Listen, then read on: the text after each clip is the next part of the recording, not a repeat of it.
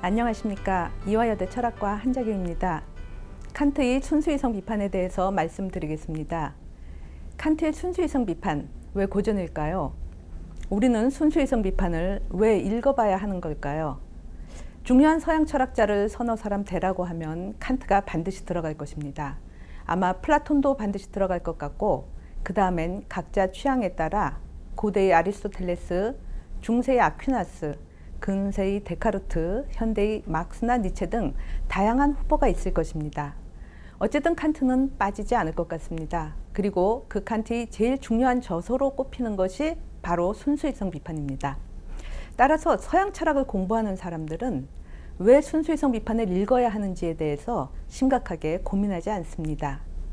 마치 기독교인이라면 성경을 읽어야 하듯이 서양 철학을 공부하는 사람이라면 순수이성 비판은 마땅히 한 번은 읽어봐야 할 고전처럼 생각하게 됩니다. 그런데 도대체 순수이성 비판이 왜 고전일까요? 우리가 순수이성 비판을 왜 읽어봐야 할까요? 순수이성 비판은 1781년 독일 철학자 칸트가 쓴 책입니다. 시간적으로는 지금으로부터 230여 년 전, 공간적으로는 한국으로부터 멀리 떨어진 유럽, 독일에서 쓰여진 것입니다. 즉, 현대 사회에 관한 글도 아니고 우리 조상이 쓴 것도 아니고 또 우리 조상에 관한 것도 아닙니다. 그런데 내가 지금 그것을 왜 읽어야 할까요? 물론 옹구이지신이라고 했듯이 과거를 아는 것도 필요하고 오늘날은 지구 전체가 하나로 연결되어 있고 현대 한국 사회는 매우 서양화된 사회이므로 우리의 현대 사회를 이해하기 위해서도 서양의 과거 사상을 아는 것이 필요할 수 있습니다.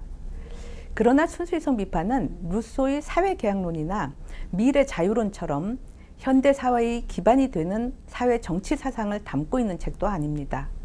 그렇다고 순수이성 비판이 파스칼의 팡세나 니체의 짜라투스트라는 이렇게 말했다처럼 아름다운 문체나 지혜로운 격언으로 영혼에 감동을 주는 그런 책도 아닙니다. 순수이성 비판은 문체가 건조하고 딱딱하며 내용은 굉장히 추상적이고 어렵습니다.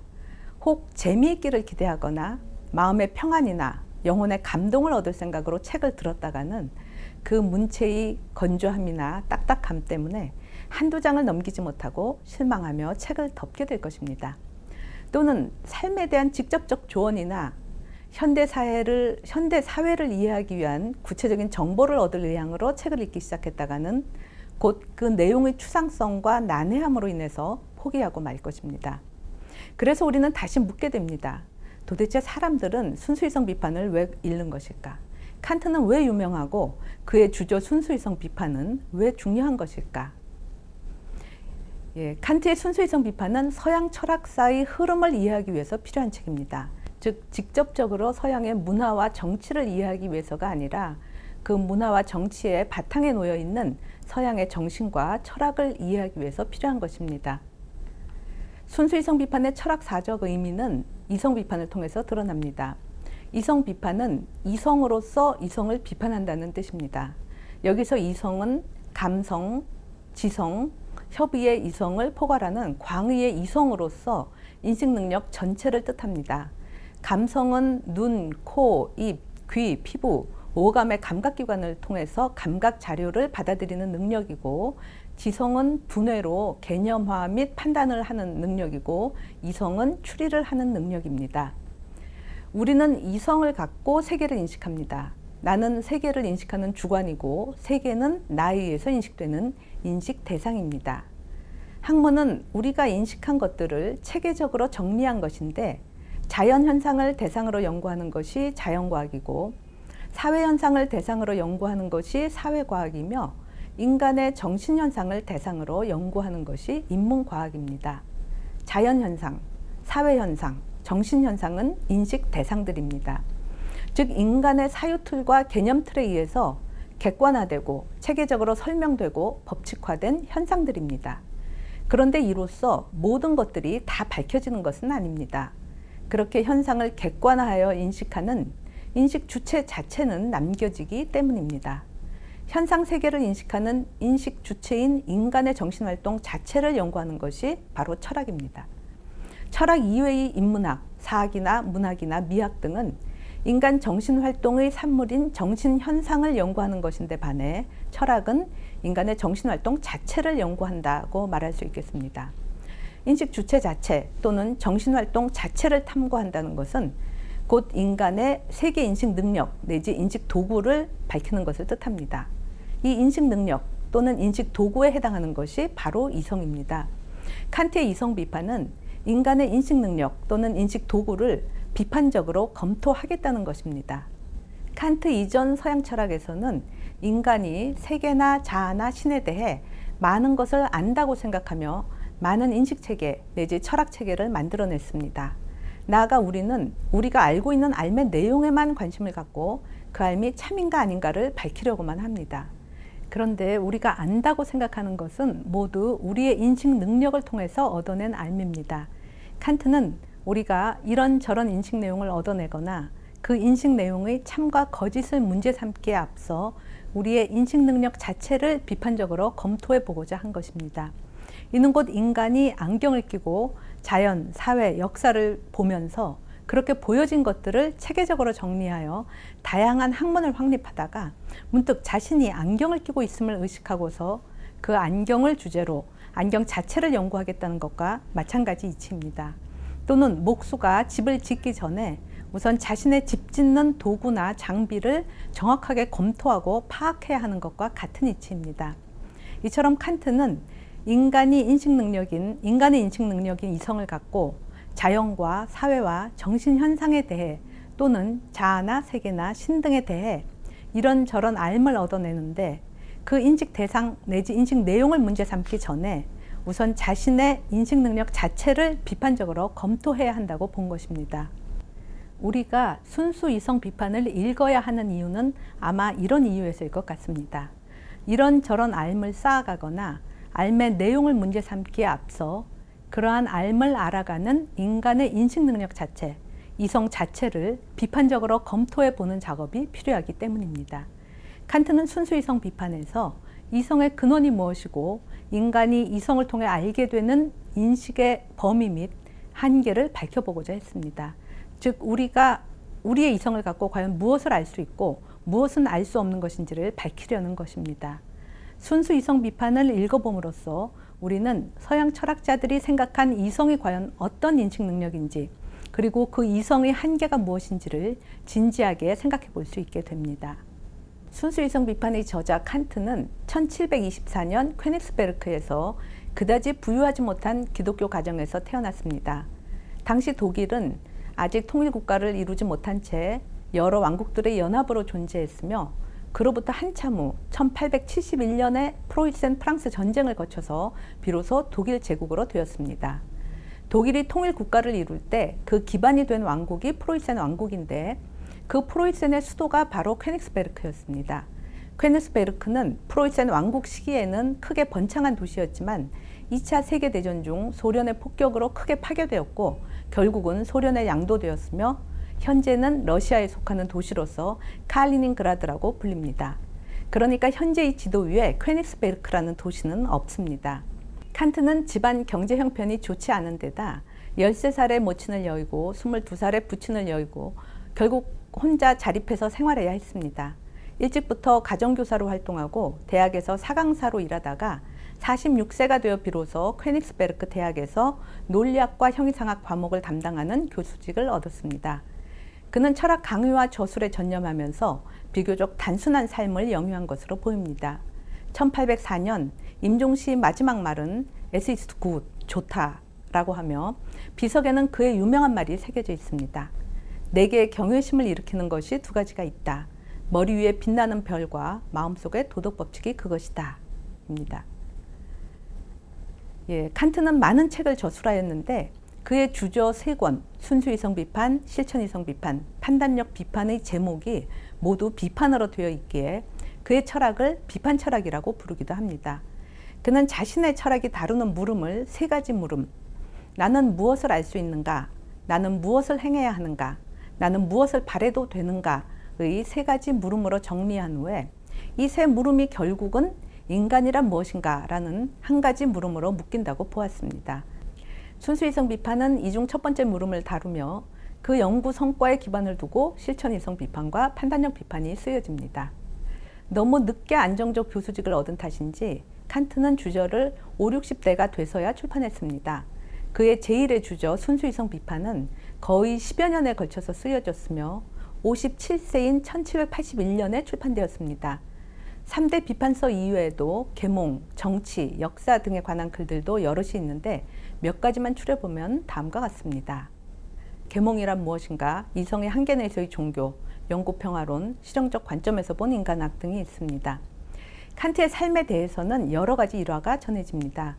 그가 매일 일정한 시각에, 즉 오후 4시에 산책을 하기 때문에 마을 사람들이 그를 보고 시계를 맞추었다는 말이 있는데, 이는 그의 부지런함과 규칙성에 대한 칭찬의 의미도 있지만 또 다른 한편으로는 그의 삶의 단조로움과 건조함에 대한 조롱의 의미도 내포되어 있다고 봅니다. 결혼도 하지 않고 소심한 성격이라는 평도 있지만 오전에 모든 작업을 마치고 오후에는 매일 친구들을 초대하여 담소를 나눌 만큼 퍽 사교적이었다는 설도 있습니다. 또 평생 퀘닉스베르크에만 머물고 그 바깥으로 나가본 적이 없어 바다를 본 적이 없다는 말도 있고, 그러면서도 파리의 거리를 가본 사람보다도 더 잘 묘사하고 심지어 대학에서 지리학을 강의했다고도 하니까 그의 뛰어난 기억력과 상상력을 짐작할 만합니다. 대학에서는 주로 논리학과 형이상학을 강의하였다고 합니다. 본 강연에서 소개하고자 하는 순수이성 비판은 그가 57세인 1781년에 출판된 책으로 거의 10여 년에 걸쳐서 쓰여진 대작입니다. 이 책은 다음과 같은 내용으로 구성되어 있습니다. 상세한 목차는 생략하고 그 큰 윤곽만 언급해 보자면은 순수이성 비판은 크게 원리론과 방법론으로 되어 있으며 그 중에 원리론은 감성론과 논리학으로 구분되고 다시 그 중에 논리학은 분석론과 변증론으로 구분됩니다. 앞에서 말씀드렸듯이 인간의 인식 능력 내지 인식 도구를 이성이라고 할 때 이성은 지성과 협의의 이성을 포함하는 광의의 이성입니다. 칸트 이전에 이미 인식의 기반에 대한 논의가 있었는데 이에 대해서 크게 두 가지 상이한 입장이 있었습니다.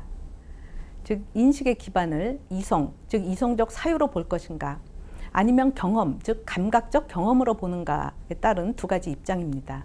전자에 속하는 대륙의 철학자 데카르트나 스피노자, 라이프니츠 등은 인식의 기반을 이성적 사유와 연역으로 보았으며 후자에 속하는 영국의 철학자들 로크나 버클리나 흉 등은 인식의 기반을 감각적 경험과 귀납으로 보았습니다. 전자를 흔히 대륙 합리론이라고 부르고 후자를 영국 경험론이라고 부릅니다. 합리론자들은 인간의 영혼 내지 이성에는 수학적 합리적 질서가 부여되어 있다고 보았습니다. 이것을 신이 부여해줘서 인간이 태어날 때부터 타고나는 선천적 본효관념으로 보았습니다. 인간은 이러한 본효관념과 그에 기반한 연역적 추론을 통해서 보편적이고 절대적인 이성적 알을 가질 수 있다고 보았으며 수학적 인식을 그런 이성적 인식의 전형으로 보았습니다.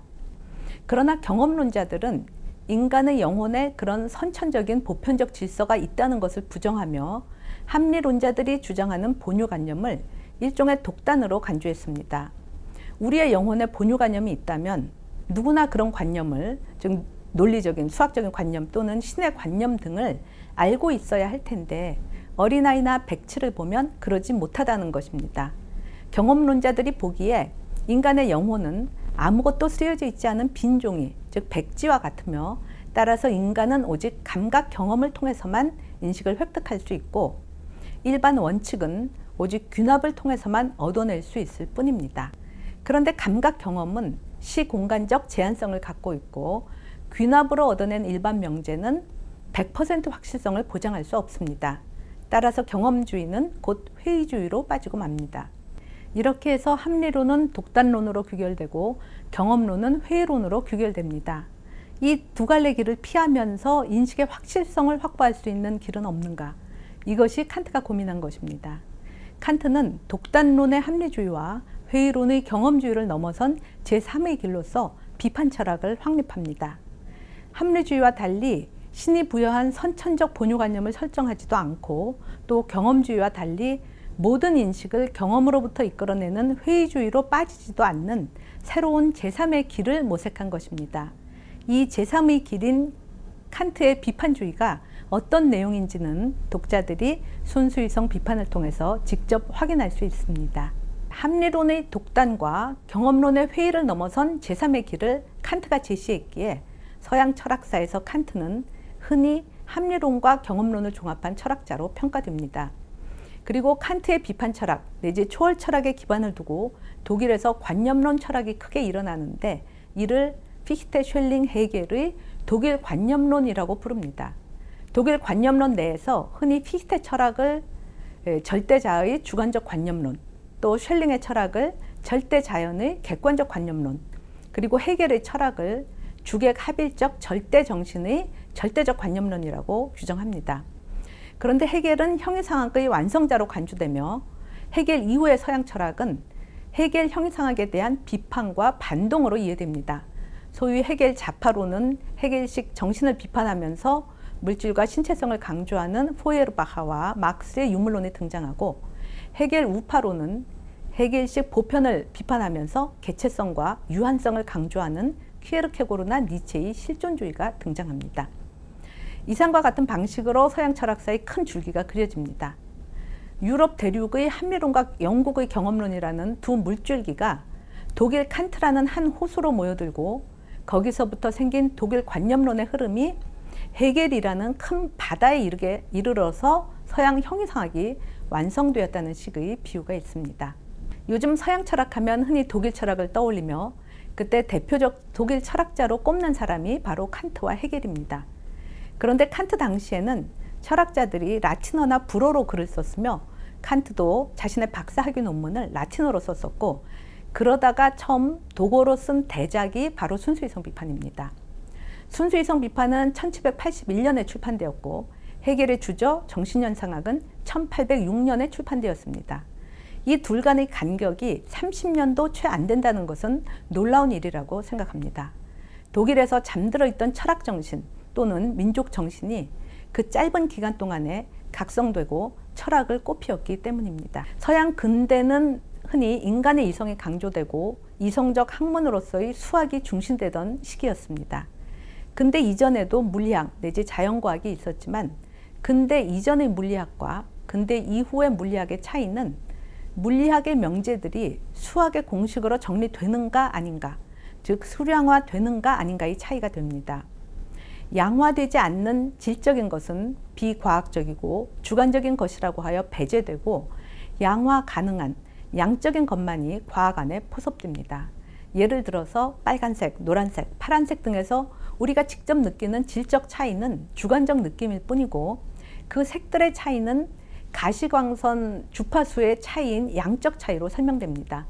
이런 식으로 일체 물리 현상은 수량의 학문인 수학에 근거해야 하며, 따라서 수학은 학문 중의 학문으로 간주되고 신도 사유한다면 수학적으로 사유할 수밖에 없다는 말이 나올 정도였습니다. 이러한 수량과 수학의 강조는 오늘날까지도 이어집니다. 일체가 수학적으로 양화되어야 한다는 것은 자연과학뿐 아니라 통계를 활용하는 사회과학도 마찬가지고, 심지어 인문과학도 그래야 하는 것으로 간주되고 있습니다. 또는 양화되지 않기 때문에 인문과학은 엄격한 학문이 아니라는 주장까지 나옵니다. 나아가 학문뿐 아니라 우리의 일상에서도 일체가 수량화되어 가는 경향이 있습니다. 우리가 중시하는 점수, 등급, 연봉, 아파트 평수, 가격 등은 모두 다 숫자로 표기되는 것들입니다. 그런데 수학이나 수학에 기반한 물리학이 정말로 그만큼 절대적 진리인가? 수학이나 물리학의 진리가 정말로 인간과 자연 일체가 그 아래 종속되어야 할 필연적이고 보편타당한 진리인가? 칸트의 비판 철학은 이런 물음에 대해서도 심각하게 고민하고 있습니다. 칸트의 순수이성 비판을 통해 현대의 양화주의, 객관주의, 과학주의에 대한 비판적 거리를 얻을 수 있을 것입니다. 여기에서는 순수이성 비판을 읽을 때 무엇에 주목해야 하는지에 대해서 몇 가지 제안을 하는 것이지 그 내용을 상세히 설명하는 것은 아닙니다. 여기서 주목해야 할 점을 5가지로 정리해 보았습니다. 이하에서는 이상 5가지 주안점을 차례대로 설명해 나가기로 하겠습니다. 칸트는 순수이성 비판을 시작하면서 자신의 물음을 어떻게 선험적 종합 판단이 가능한가 라는 물음으로 제시합니다. 여기서 판단은 개념과 개념의 연결입니다. 2 더하기 3은 5다. 저 총각은 남자다. 이 책상은 노랗다 등과 같이 판단은 S는 P다의 형식, 즉 주어 개념과 수로 개념의 연결로서 성립합니다. 판단 중에서 칸트가 그 가능 근거를 묻고자 하는 판단은 바로 선험적 종합 판단입니다. 선험적은 경험적과 대립되고 종합적은 분석적에 대립되는 개념입니다. 판단에서 선험적 판단과 경험적 판단의 차이는 그 판단이 경험에 앞서서 성립하는 판단, 즉 선험적 판단인가, 아니면 경험으로부터 비로소 성립하는 판단인가, 즉 경험적 판단인가의 차이입니다. 예를 들어 2 더하기 3은 5다는 경험과 무관하게 성립하는 선험적 판단이고, 저 책상은 노랗다는 경험을 통해서 확립되는 경험적 판단입니다. 그리고 분석적 판단과 종합적 판단의 차이는 그 판단이 주어 개념의 분석을 통해서 수로 개념이 얻어지는 판단, 분석적 판단인가, 아니면 주어 개념 바깥에서 수로 개념을 취해서 두 개념을 종합해서 얻어내는 판단인가, 즉 종합 판단인가의 차이입니다. 예를 들어 총각은 결혼 안 한 남자다는 주어 개념 총각 안에 수로 개념 결혼 안 한 남자가 들어있으니까 분석 판단이고, 저 책상은 노랗다는 주어 개념 책상 안에 수로 개념 노랗다가 들어있지 않기 때문에 종합 판단입니다. 분석 판단은 개념을 분석해서 설명하는 설명 판단인데 반해 종합 판단은 개념 너머 세계에 대한 정보를 제공하는 확장 판단입니다. 합리론자들은 본유관념으로 알게 되는 수학적 진리는 모두 분석 판단이라고 생각했습니다. 수학적 판단은 개념 자체의 분석을 통해서 도달되는 분석 판단이라고 여긴 것입니다. 그리고 경험론자들은 자연과학적 판단은 세계에 대한 정보를 제공하는 종합 판단으로서 모두 감각 경험을 통해 얻어내는 경험 판단이라고 간주했습니다. 즉, 그들은 선험적 판단은 모두 분석 판단이고 종합적 판단은 모두 경험적 판단이라고 생각했습니다. 그래서 판단에는 선험적 분석 판단, 경험적 종합 판단, 이 두 종류만 있다고 생각한 것입니다. 그러나 칸트는 수학적 판단은 합리론자들이 생각하듯이 선험적이긴 하지만 개념 분석에 그치는 분석 판단이 아니라 주어 개념 너머로 나아가는 종합 판단이라고 보았습니다. 그리고 순수 물리학적 판단은 경험론자들이 생각하듯이 종합 판단이기는 하지만 단지 경험으로부터 얻어내는 경험적 판단이 아니라 경험에 앞선 선험적 판단이라고 보았습니다. 그렇게 해서 선험적 종합 판단이 있다고 주장한 것입니다. 이처럼 칸트는 수학이나 순수 물리학적 판단을 선험적이고 종합적인 판단이라고 논합니다. 그 판단들은 종합 판단이기 때문에 단지 개념 분석에 그치는 것이 아니라 개념 차원을 넘어 세계에 대한 정보를 제공하는 판단이며, 그럼에도 불구하고 선험적 판단이기 때문에 단지 경험으로부터 얻어내는 판단이 아니며, 따라서 경험주의가 빠지는 회의주의를 벗어날 수 있다고 보았습니다. 이러한 선험적 종합 판단이 어떻게 가능한가? 이 물음은 곧 세계에 대한 인식을 세계에 대한 경험에 앞서서 갖는 것이 어떻게 가능한가의 물음입니다. 세계를 경험하기 전에 선험적으로, 그러면서도 세계에 대해서 안다는 것이 과연 가능한가? 그것이 도대체 어떻게 가능한가? 독자는 순수이성 비판에서 그 답을 찾아내야 합니다. 두 번째로, 칸트의 비판 철학은 합리론과 경험론을 어떻게 종합하고 있는가? 세계에 대한 인식인 종합 판단을 세계의 경험에 앞서서, 즉 선험 판단으로서 갖는 것이 어떻게 가능한가? 아주 어렵고 해결 불가능한 질문 같지만 칸트가 이 물음에 답하는 방식은 의외로 아주 간단합니다. 인간이 세계를 인식하는 인식 능력 내지 인식 방식에 대해서 그 인식의 내용과 인식의 형식을 구분함으로써 답을 찾습니다. 우선 칸트는 인간의 세계에 대한 인식 능력을 감성과 지성 둘로 구분합니다. 앞에서도 말씀드렸듯이 감성은 눈, 귀, 코, 입, 피부의 5 감각기관으로 감각 자료들을 받아들여 시각, 청각, 후각, 미각, 촉각의 감각작용을 하는 능력입니다. 그리고 지성은 두뇌의 사유기관에서 감각 내용들을 비교하고 정리하여 개념화하고 개념에 따라 판단하는 능력입니다. 이 두 가지 인식 능력 내지 인식 방식에 대해서 칸트는 그 내용과 형식을 구분합니다. 즉 감성 내지 직관의 내용과 형식을 구분하고 또 지성 내지 판단의 내용과 형식을 구분하는 것입니다.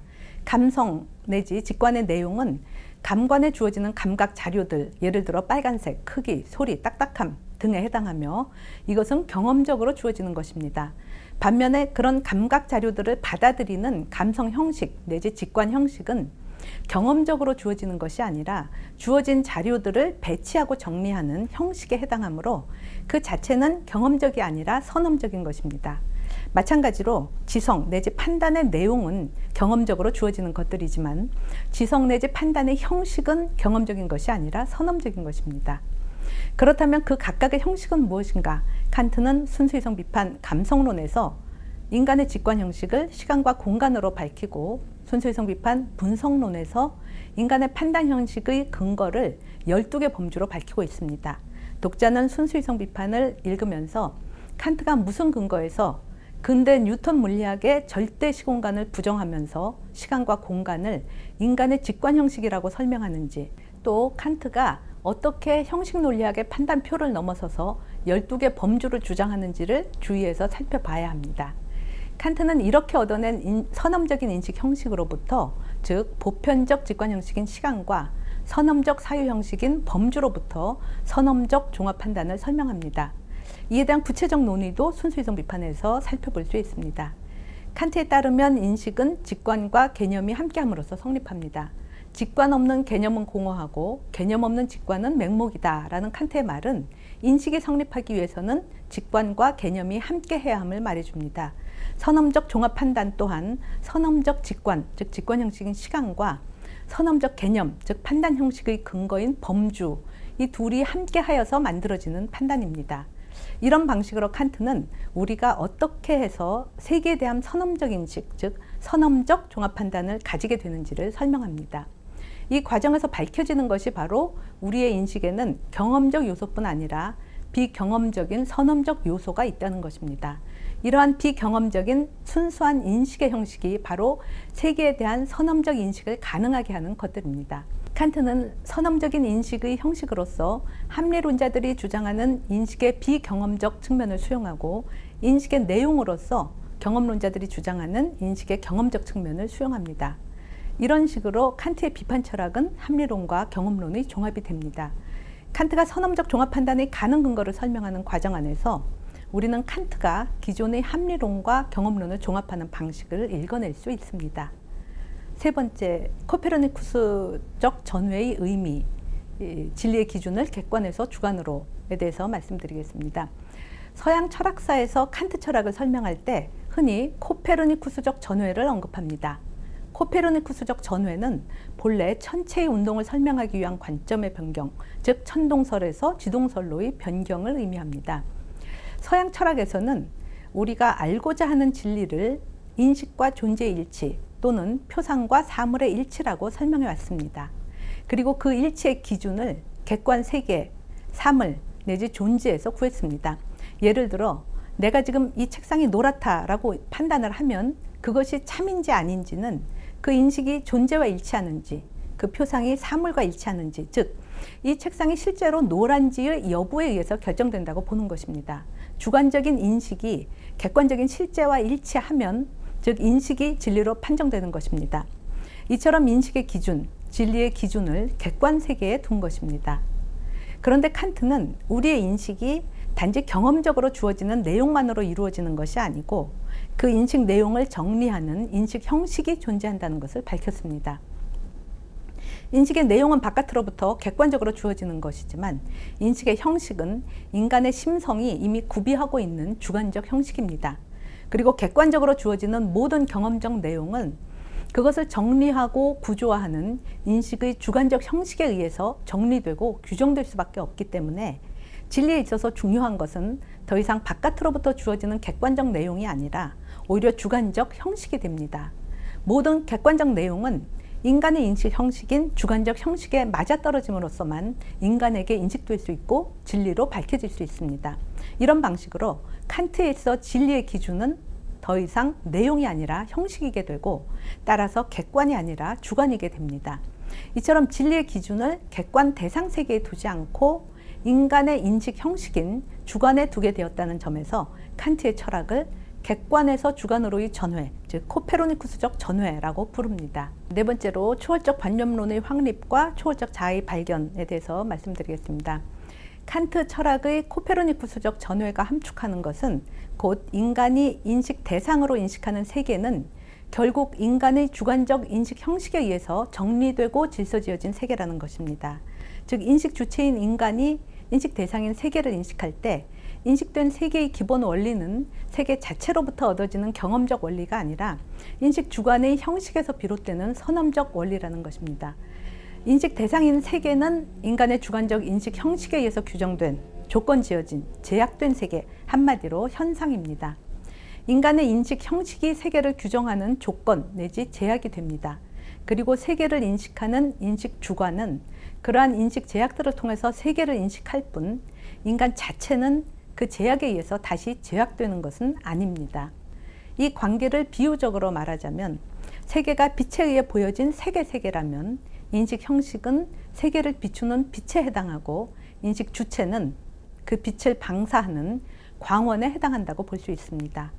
세계가 내 눈의 안경에 비춰진 세계라면 인식 형식은 내가 쓴 안경에 해당하고 인식 주체는 안경을 쓰고 보는 나에 해당합니다.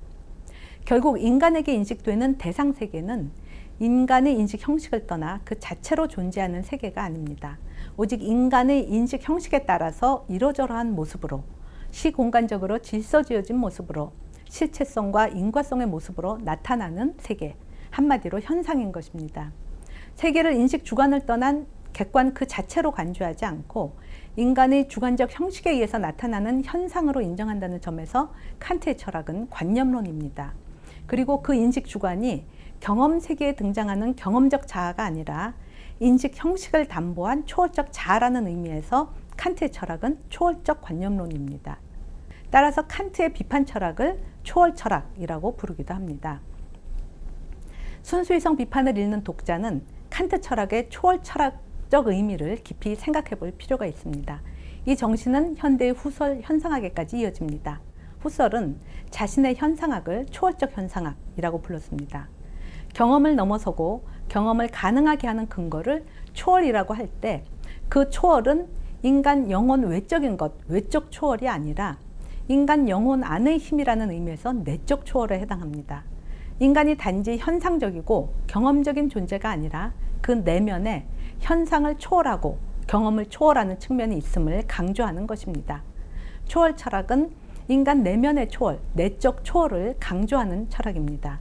인식 주체를 경험적 자아와 구분해서 초월적 자아라고 말하는 것은 그 자아가 갖는 인식 형식이 인간 개인이 마음대로 선택하는 임의적인 것, 개인마다 서로 다를 수 있는 상대적인 것이 아니라 인간이면 누구나 공통적으로 가지는 보편적인 것이기 때문입니다.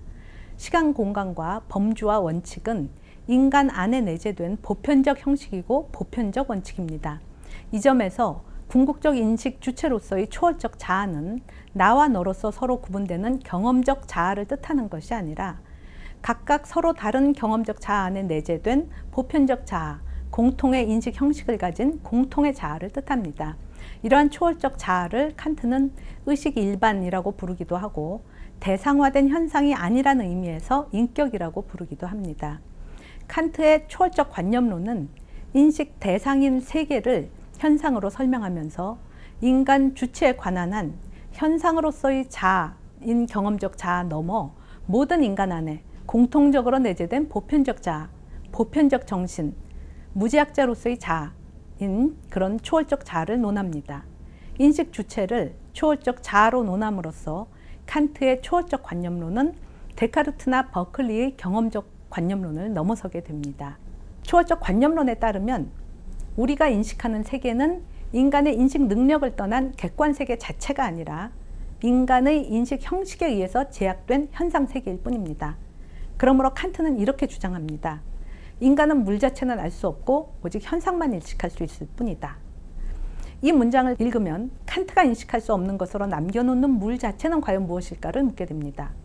여기서 칸트가 마치 우리가 인식하는 시공간적인 현상세계 너머에 또 다른 물리세계를 우리가 알 수 없는 배후세계로서 전제하고 있는 것처럼 생각해서는 안 됩니다. 우리가 경험하고 인식하는 이 시공간적 세계가 실제하는 세계입니다. 다만 그 세계가 우리의 직관 형식과 사유 형식을 떠난 것이 아니라는 의미에서 현상이라고 말하는 것입니다. 우리가 현상만 인식할 수 있다는 것은 우리가 아는 인식, 선험적 종합 판단, 수학적 물리학적 원칙들은 오직 인간이 인식하는 현상 세계에 대해서만 타당한 인식이라는 것을 말해줍니다.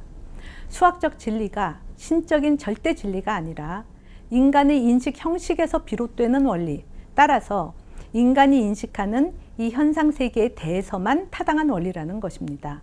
이로써 칸트는 근대의 수학의 절대화에 대해 한계를 긋고 있습니다.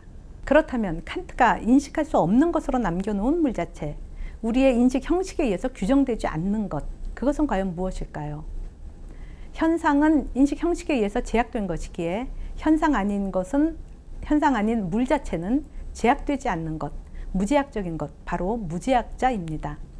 칸트는 현상 너머의 무제약자를 전통 형이상학이 논해왔던 세 가지 이념, 즉 주관적 무제약자로서의 영혼과 객관적 무제약자로서의 세계 자체와 주객 통일적 무제약자로서의 신을 듭니다. 세 가지 무제약자, 영혼과 세계와 신을 칸트는 이성의 개념인 이념이라고 부릅니다. 이 세 가지 이념이 전통 형이상학 중 합리적 심리학, 합리적 우주론, 합리적 신학의 연구 대상이었습니다. 칸트 이전의 서양 형이상학자들은 인간의 영혼이나 전체로서의 세계 자체 또는 신에 대해서 이런저런 형이상학적 주장을 해왔습니다. 인간의 영혼이 죽고 나면 어떻게 되는가? 우주에는 시작과 끝이 있는가? 무한한가? 유한한가? 전지전능한 신은 과연 존재하는가?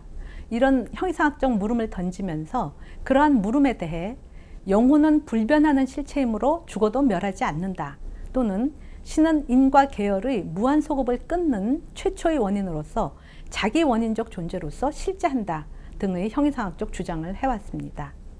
그러나 칸트는 실체성 또는 인과성 등의 범주 내지 원칙은 현상세계의 사물에 대해서만 타당한 인식틀이지 현상 사물이 아닌 이념에 적용해서는 안 된다고 논합니다. 그것은 범주 적용상의 오류에 해당합니다.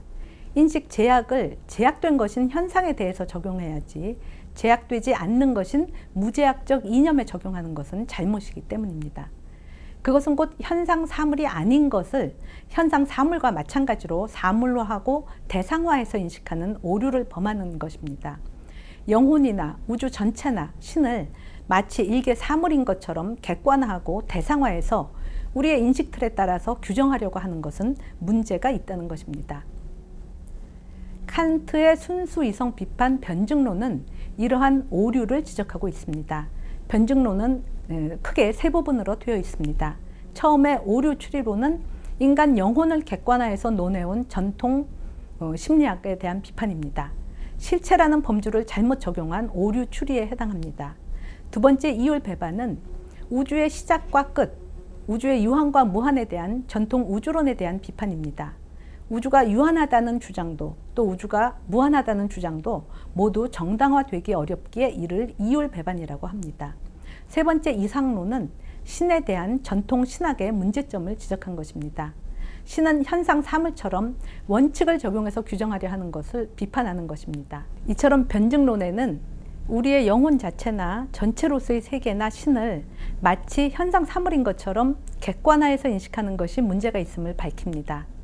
현상 세계 사물을 인식하기 위한 인식 틀을 우리가 생각할 수 있는 모든 것, 현상이 아닌 것에까지 무제한적으로 적용하는 것은 문제가 있기 때문입니다. 내가 인식 틀을 갖고 세계를 인식하는데 그 인식 틀을 세계를 인식하는 나 자신에게까지 적용하는 것은 잘못입니다. 물론 자아에도 현상 세계처럼 객관화해서 인식할 수 있는 부분, 즉 경험적 자아가 있지만 자아 전체가 모조리 현상으로 바뀔 수는 없기 때문입니다. 현상을 인식하는 인식 주체는 끝까지 남겨지기 때문입니다. 인식 틀을 안경이라고 하면 나 자신도 안경을 끼고 바라볼 수 있지만 그렇게 바라보는 나 자신은 계속 안경 바깥쪽이 아니라 안경의 안쪽에 인식 주체로서 남겨지기 때문입니다. 이성 이념인 영혼 자체나 세계 자체나 신은 우리의 지성의 인식틀인 범주 내지 선험적 종합 판단에 의해서 규정될 수 있는 것이 아닙니다. 그것은 우리의 인식 대상인 현상에 속하는 것이 아니기 때문입니다. 이와 같이 칸트는 변증론 세 부분에서 각각 자아, 세계, 신에 대해서 우리는 이론적인 인식을 얻을 수 없다고 논합니다.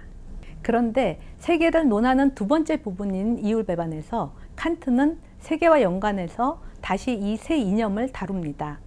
처음 두 이율 배반은 세계 자체의 유한과 무한 등을 논하고, 세 번째 이율 배반에서 세계의 자연 필연성과 자유를 논하고, 네 번째 이율 배반에서 필연적 존재인 신에 대해서 논합니다. 이율 배반은 어떤 것 X에 대해서 Y라고 주장해도 옳지 않고 not Y, Y가 아니라고 주장해도 옳지 않기에 이렇게도 저렇게도 할 수 없음을 뜻합니다. 그런데 칸트는 네 가지 이율 배반 중에서 세 번째 이율 배반에 대해서만은 그 해결책을 제시합니다.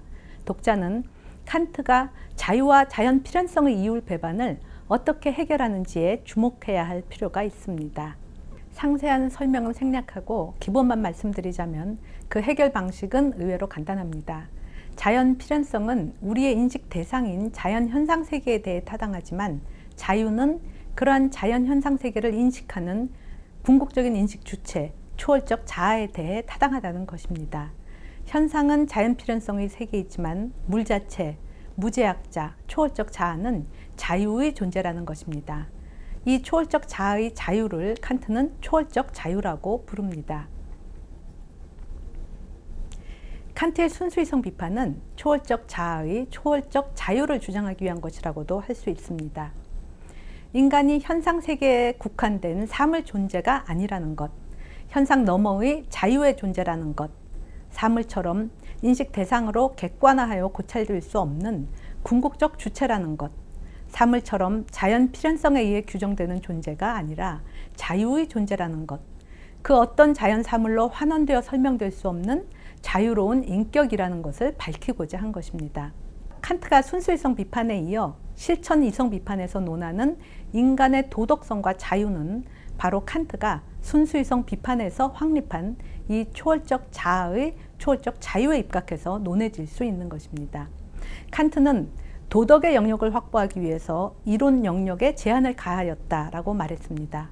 이는 곧 칸트가 순수이성 비판에서 인간이 이론적으로 객관하여 인식할 수 없는 인식 주체를 확립하였고, 이에 근거해서 실천이성 비판에서 인간의 도덕성을 논하였음을 말해주는 것입니다. 이상과 같이 순수이성 비판을 함께 살펴보았습니다.